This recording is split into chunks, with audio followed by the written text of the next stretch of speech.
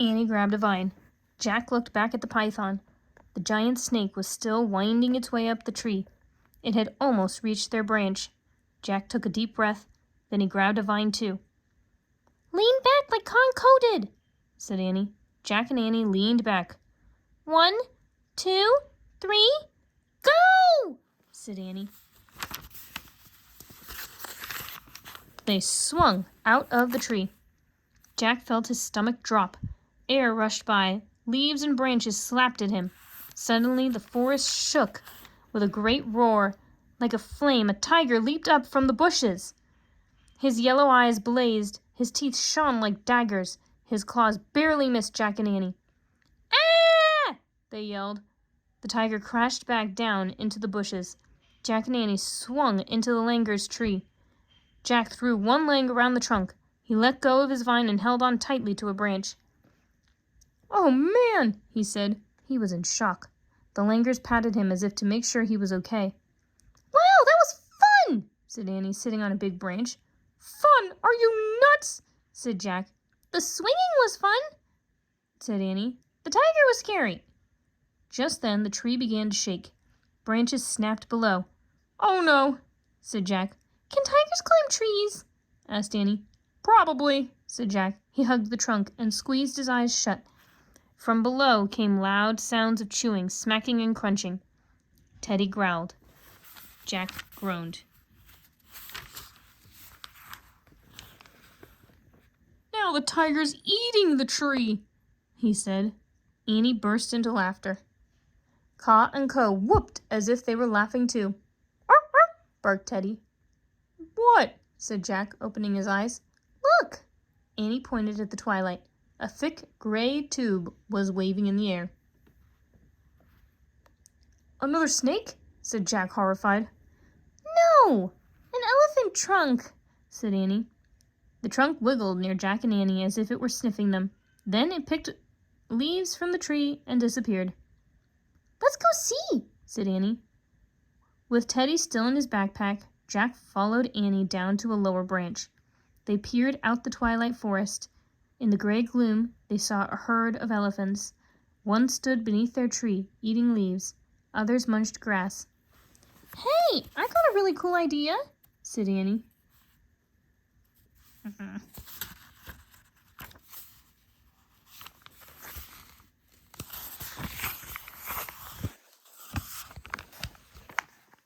Chapter 5. Night Walk. "Uh-oh," said Jack. "What is it?" "I know how to escape the tiger," said Annie. "Our book said tigers don't attack elephants, right?" "Yeah," said Jack. "So we should travel through the forest on the back of an elephant," said Annie. Jack nodded slowly. "That is a cool idea," he said, "but—" "No buts. I'll get on first," said Annie. She climbed down the tree until she was close to the elephant's back. She carefully lowered herself off a branch. When her feet rested on the elephant's back, she let go of the branch. Then she slowly sat down. The elephant let out a low, rumbling sound and shifted her weight. "Don't worry, it's just me," said Annie. She patted the huge creature's back. "Thanks, Saba." "Saba?" said Jack. "That's her name," said Annie. "She just told me." "Yeah, right," said Jack. "Arr, arr," barked Teddy. "Come on, Jack," said Annie. "It's not scary." Jack sighed and slowly climbed down the tree. When he was above Saba, he lowered himself off the branch. He put both feet on the elephant, then he carefully sat down in front of Annie. Saba rumbled again. "Tell her not to worry," said Annie. "Pat her head." "Don't worry, Saba," Jack said. He patted the elephant's head. Her skin was rough and wrinkled. The elephant curled her trunk back and rested it on Jack's head. "Hi," he said in a small voice. Saba flapped her ears. Caw and Co swung to the ground in front of Saba. They chattered at her. She waved her trunk at them. The langurs began bounding through the forest. Saba followed. The rest of the herd followed in line. Saba walked with a calm, rolling motion. Jack felt as if he were riding over ocean waves. A full moon was rising above the trees. "Where are we going?" Jack asked. "Just relax," said Annie. "Con know where to go." "Arr, arr," Teddy barked from Jack's backpack. "You relax too," Jack said to the little dog. Fireflies blinked. The moon lit a path between the trees as the elephants marched on. From a distance came a low growl. Is that the tiger? Jack wondered. The elephants paid no attention. They kept walking through the warm woods. They marched slowly under hanging vines and through misty clearings. Kaa and Ko bounded ahead of them, 2 moon shadows leading the way. We're going far from the treehouse, said Jack. Don't worry, Annie said. Suddenly a long roar split the night. A chill went down Jack's spine. The roar came again. It turned into a yowling. The yowling turned into a steady moaning. It sounded as if the whole forest were moaning. That's a really sad sound, said Annie sleepily. Yeah, said Jack, but the elephants all marched on. Jack rocked in sleepy rhythm with Saba's walk. He could hear Teddy snoring in his backpack. Soon Jack's head rested on Saba's back. He began drifting in and out of dreams, dreams of rocking in a boat under the dark treetops. Chapter 6. Swamp Creature.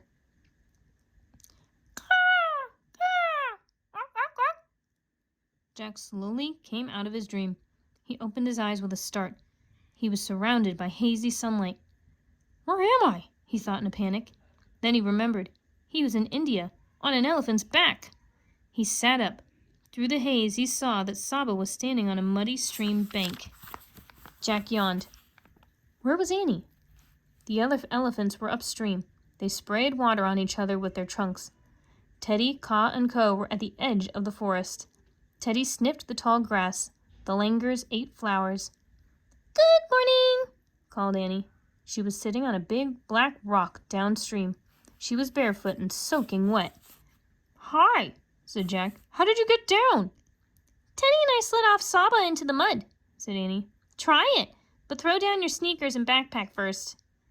Annie went to Saba's side. Her feet were buried in mud up to her ankles.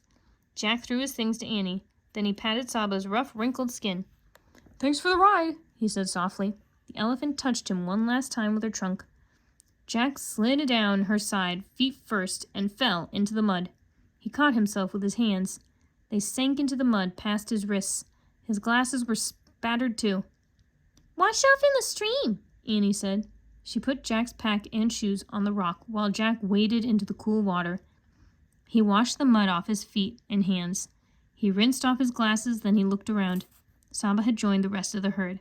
The elephants looked beautiful in the morning mist. Everything looked beautiful.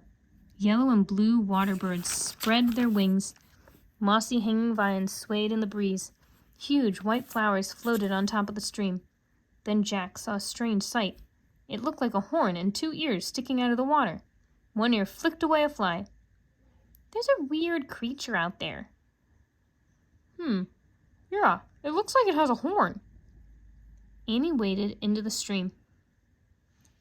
I better check the book, said Jack. He hurried to his pack, wiping his wet hands on his t-shirt. He pulled out the India book.